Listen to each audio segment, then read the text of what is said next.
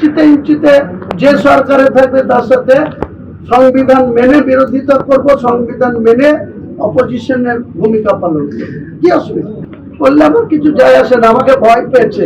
তাহলে ঋষি ভাইপু দুজনাই তো আমার নাম করে কথা বলে যাচ্ছে।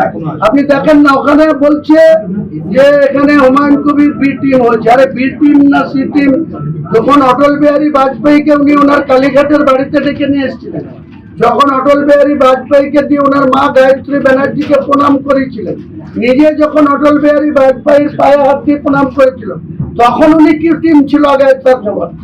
তারপরে হুমায়ুন কবির সি টিম না বি টিম না এ টিম তার জবাব। সমাজের উন্নয়ন হবে, তারা বেশি করে প্রায়োরিটি পাবে। কাজে আমি পুরো মুসলমানদের বলবো, আমরা 127টা মুসলমান প্রার্থী দিয়েছি, তাদের সবাই ভোট দিয়ে নির্বাচিত করুন। 209টা প্রার্থী দিয়েছি, আমরা যদি 148-এ পৌঁছাতে পারি, সেদিন প্রকৃতপক্ষে জবাব হবে মুখ্যমন্ত্রীর এই সরকারি টাকা তছনছ করা, পার্থ চট্টোপাধ্যায় জেলের ঘানি টানা, ওই যে জ্যোতিপ্রিয় মল্লিক জেলের ঘানি টানা, অনুব্রত মণ্ডলের তিহার জেলে যাওয়া, এসবের সমস্ত জবাব বাংলার মানুষ মমতা ব্যানার্জিকে দিবে। আর মমতা ব্যানার্জির একটাই কথা, মুসলমান তোমরা অন্য কাউকে ভোট দিও না, তাহলে বিজেপি এসে যাবে। আরে আপনি 200 সিটের মালিক, 82 থেকে 100% হিন্দু মেজরিটি সিট হচ্ছে 200, তা 200-র মধ্যে 148 মমতা ব্যানার্জি এত মন্দির করেছে, এত পুজোর অনুদান দিচ্ছে, এত হিন্দু হিন্দু করছে, তারাদের ভোট নিয়ে উনি বিজেপিকে আটকান না। আর আমি মুসলমানদের ভোট নিয়ে আমি অপোজিশনে বসবো, কি অসুবিধা? মমতা ব্যানার্জি তো পাগলের প্রলাপ বকছে ইদানিং। আপনি 8 ঘন্টার বক্তৃতা শুনেন, 10 মিনিট ঠিক থাকে, তারপরে 20 মিনিট আবল তাবল বকে। একটা রাজ্যের মুখ্যমন্ত্রী, সিনিয়র 70 বছর বয়স, তিনি এত পাগলামি করবেন এটা আমরাও কোনোদিন কল্পনা করিনি। তাই ইনাদের কথার কি, উনি নিজেই বলছেন আমার সমস্ত ক্ষমতা কেড়ে নিয়েছে কে? Gyanesh Kumar, election commission. তাহলে আবার তিনার সিআইডির অ্যারেস্ট করেছে, তার কৃতিত্ব দাবি করছে।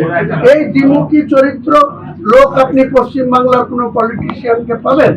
ইনি এনার যা খুশি তাই করেন, আমলাদের সঙ্গে যে দুর্ব্যবহার করেন, আমলাদের সঙ্গে যেভাবে তুই তুকারি তুমি ছাড়া কাউকে আপনি বলতে শিখেননি।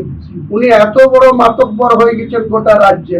আমরা সিদ্ধার্থ শঙ্কর রায়কে দেখেছি, জ্যোতিবাবুকে দেখেছি, বুদ্ধবাবুকে দেখেছি, বিদায় মুখ্যমন্ত্রী হবে হবে হবে। আগামী 4 মে ওনাকে আমি নিজে এসে রাত্রিবেলায় ওনার গাড়িতে করে ওই দীঘাতে জগন্নাথ ধামে পৌঁছে দিয়ে আসবো। প্রশ্নে কোনো মতেই কোনো কম্প্রোমাইজ আমি আমার লাইফে করিনি, আগামী দিনেও করব না। কারো বিরুদ্ধে কোনো বক্তব্য থাকতেই পারে, কেউ এসআইআর নিয়ে কোনো জায়গায় কিছু যদি ঘটে থাকে, যাদের মুসলিমদের অধিকাংশ, মালদা একটা 12টা বিধানসভা, সেখানে 8 লক্ষর বেশি মানুষ, ওইভাবে বিচারাধীন করে রাখা। আমাদের 62 লক্ষ ভোটারের মধ্যে প্রথমে 2.5 লক্ষ বাদ দিয়েছিল 58 লক্ষ 20,000-এর মধ্যে, পরে আবার 11 লক্ষ, তার মধ্যে অনেক ক্লিয়ার হয়ে গেছে। তো তারপরে কেউ ধৈর্য ত্রুটি ঘটিয়ে যদি কোনো জুডিশিয়ালকে বা কোনো অ্যাডমিনিস্ট্রেশনের কোনো অফিসারকে এইভাবে গ্রাউ করে তাদের জীবনহানি ঘটানোর চেষ্টা করে, বা তাদের গাড়ি ভাঙচুর করে, বা তাদের এইভাবে আক্রমণ করে, তাদের বিরুদ্ধে কড়া ব্যবস্থা নেবে। এটাই, নাহলে তো আইন শৃঙ্খলা ভেঙে পড়লে নির্বাচন কি করে হবে?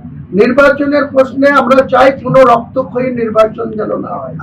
বাংলায় এর আগে যতবার ভোট হয়েছে, এবার ইলেকশন কমিশন একটা চরম রিস্ক নিয়েছে, চ্যালেঞ্জ অ্যাকসেপ্ট করেছে।